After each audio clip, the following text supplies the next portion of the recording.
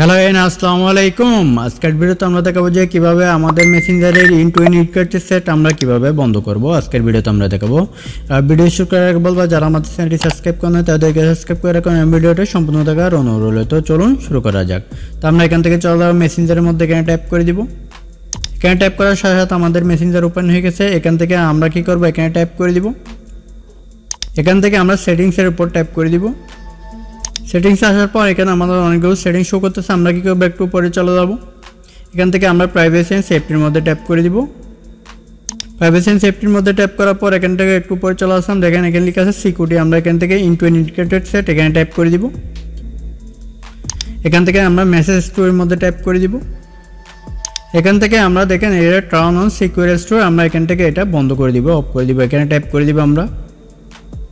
এখান থেকে আমরা কন্টিনিউ বাটনে ট্যাপ করব।